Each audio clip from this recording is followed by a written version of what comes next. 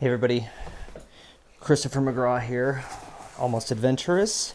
Today I'm going to talk about a jacket that at first I didn't love, but ended up being one of my go-tos almost daily, and that is, it's discontinued now, but you can still find quite a few of them out there on the internet. This is the Patagonia Ultralight Down Hoody. So at the time, this was the lightest down jacket that the brand made. I've had a few iterations of this jacket, mostly because I couldn't decide about the size. So the first one I ever bought only cost me 30 bucks. And this jacket looked like it was brand new. I bought it off of Poshmark, I'm fairly certain, but I know it was secondhand. $30. It was a size medium. It was black, so very similar to this one. It was a newer iteration of it, newer version, I should say. This one, my problem with it was, with Patagonia, I tend to be between a size small and a size medium, especially if I'm training for some kind of ultra marathon project like I happened to be a couple years ago. And so at first I got the medium, which fit me great lengthwise. It fit me great in the arms. I like the hood, but I felt like I could be 40 pounds heavier in the gut and still fit in this jacket. It was really loose around the midsection. So I sold it, and I got a size small, foolishly. And I actually bought two size smalls, because I found two at a really good price. One was green and one was black, and they were super tight around the hips, and the length just wasn't there for me. 5'7", I have a wingspan of 5'9", so not like I'm definitely not crazy tall. 5'9" wingspan is, about average, and it felt short in the arms. So went again and sold those two. And more recently, I found this one for, I think it was $35. It has some wear and tear that I fixed on it. And since then, I've actually put some wear and tear on it as well, because I do use it so often. So let's talk about it a little bit. I think that for me, being in between sizes a lot in a lot of Patagonia gear and a lot of outdoor gear in general can be frustrating. I don't really know what size to buy for a lot of things. I tend to opt larger, especially if I'm doing active pursuits. I want that mobility. I don't need to, look the best out on the trail, but I need to be able to function. And that's something that's important to me, much more so than just the form. So I tend to go bigger just so I can have that freedom of movement. First things first, ultralight down hoodie. As you can tell from a lot of these videos, a lot of the jackets that I own do come in non-hooded versions.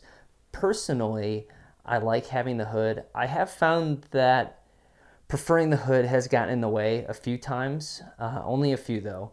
And the one that really stands out, I was in Antarctica a few years back, and my base layer had a hood, my mid layer had a hood, my down parka had a hood, and my shell had a hood. And I was wearing a balaclava. So there was like 5 different things to go over my head. And it worked. It worked fine. It kept me super warm. I didn't have to wear anything else like a knit hat or anything on my head. But it was kind of annoying to have to like layer and layer and layer and layer. And if I needed to get at my ski goggles for any reason, it was very difficult to do that. So depending on your use case, going without a hood may be cheaper, it'll be lighter, and may be easier for you to use. Personally, I use a lot of these layers on their own, so I prefer to have the hood and just deal with it if it's an issue. So this one came out, this specific jacket is from fall of 2015. I was thinking about it the other day. I feel like a lot of the Patagonia gear that I love, a lot of the clothing from Patagonia that I love, came out around that time. Like my favorite snap tee designs came out around that time, and like my Fitzroy is from that year. My Refugiative jacket and pants are from that year. This is from that year. There's a lot of stuff. My Nano, the Nano came out around that time. I just feel like they were really firing on all cylinders in the mid teens, as far as like the style, my R1, R3, both from that era, as far as like what I love. But I digress. All right, yeah, so fall 2015. Let's just move down the jacket. Even though this is an ultralight jacket, it still does have the hood cinch, which I really like. If I want it over a helmet or if I want it on my head, I'm able to adjust accordingly. We still have things like the loop here to hang it up, so we're not hanging it, you know, on the hood and possibly damaging it there. As far as exterior pockets go, so on the right side, we just have that hand warmer pocket, nothing else. And on the left, we do have both the hand warmer pocket and a fairly sizable chest pocket. So for something that is a ultralight jacket, there are, you know, 3 pockets. It's not bad. The only jacket, like a few jackets that I have more. Like my first gen Nano Air has 4, but for something that's dubbed ultralight, that's a pretty good amount. The chest pocket also doubles as the stuff sack, so it's got the 2-way zipper there, which we will use later. The exterior is a 15 Denier exterior. It's a nylon, and I have a few repairs here. We got the Patagonia logo there. I actually have one jacket where it had worn off. The thing I like about having the black jacket is that it's really hard for me to find my repairs. Here we go. Yeah, a lot of them on the sleeve here. 1, 2, 3 on the sleeve. But, you know, I don't wash my down jackets very often. I think that's it for repairs. I don't need to wash them that often, so I can leave those repairs on for a long time, and they stick around for a long time, so it's not a huge deal for me. I actually really appreciate the lightweight 15 Denier exterior, even though it can tear easily, super easy to repair. Inside is 800 fill power down.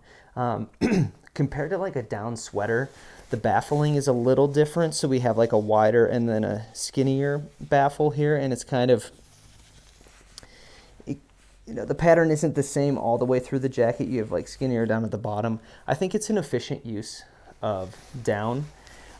There's not a ton of down in here. It's not like an overstuffed jacket. It's a lot thinner than the regular down sweater, and yet it still keeps me relatively, like, it still keeps me really warm. This is one of my favorite mid layers.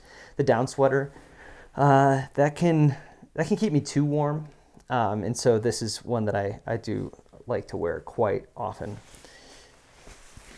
Yeah, I do like the baffling on the sides as well. So yeah, let's put it on and see how it fits. For those of you who haven't watched any of my videos before, I am 5'7", wingspan 5'9", chest is a 38, and right now tipping the scales at around 158, so hopefully that helps with the measurements. If there are any measurements that y'all think would be helpful that I don't mention, leave a comment down below, and I will start mentioning those in future videos as well. So let's throw it on.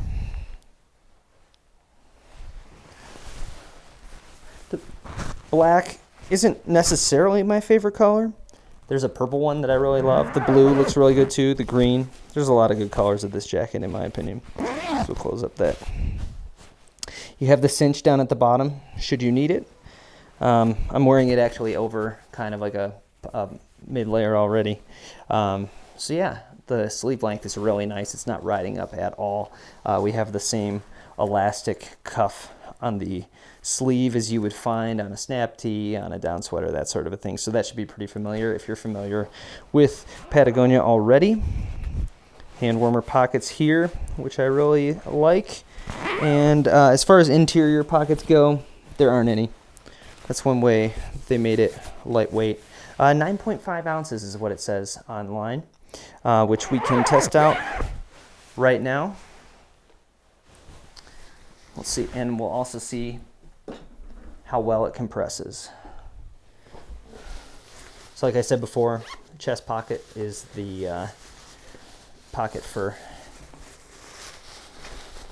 storing it, for packing it, I should say. I always store my insulated, actually all my jackets, but anything with insulation, whether that's synthetic or down, I always store that not compressed. And you should too. Compression is great for when you're packing to go on a trip, throwing it in your backpack, where space is important. But you do not want your insulation compressed for long periods of time, because that will limit the amount of loft it gets, and loft is what keeps you warm, that air. So it's not as easy to get it all into this pocket as like my down sweater pullover hoodie, or maybe the Fitzroy down parka, which has its own stuff sack. It doesn't stuff into its own pocket. But it's definitely not the hardest thing to stuff into its own pocket. I had a North Face Nupsy at one point that I ended up getting rid of when we moved out to Colorado. I kind of downsized my gear closet, ironically, before moving, because I ended up wanting it as soon as we got here.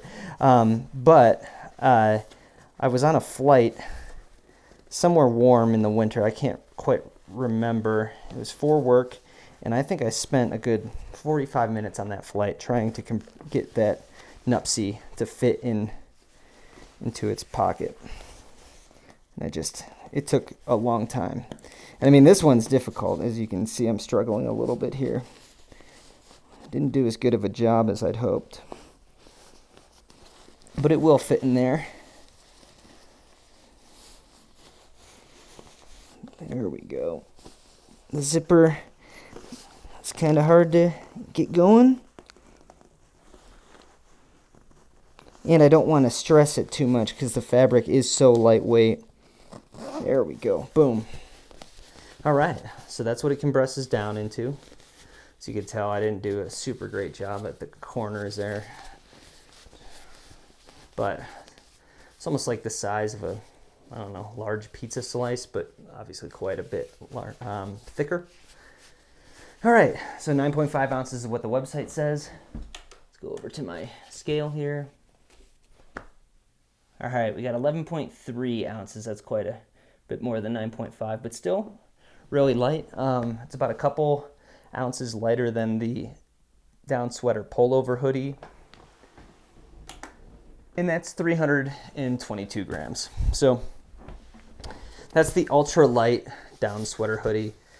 For some reason, I feel like this one is a lot less popular than the down sweater. Maybe it's like the irregular baffling. I'm not really sure why people like this one a little bit less, but I do see these pop up quite often. And it is the cheapest down jacket from Patagonia that I've ever been able to buy. And the fact that I've bought like 4 of them for around under $40 when they were, relatively expensive when they were brand new is surprising to me. So if you're looking for something that is lightweight, is a great mid layer, isn't too puffy, but still keeps you warm, this is what I would go with. Is it the best down jacket ever? I'm gonna say no. As far as abrasion resistance, very little in abrasion resistance because it is such a lightweight exterior fabric. So I would throw a shell over it. That's probably the thing I like about it the least. The fit is another thing that I dislike about it, at least the fit in like the stomach area. Because the arms and everything else fit me great, but there's just a lot of room in that stomach area. And then when I sized down, everything was just too small. So this is definitely like the right size for me, the size that is meant, to be my size.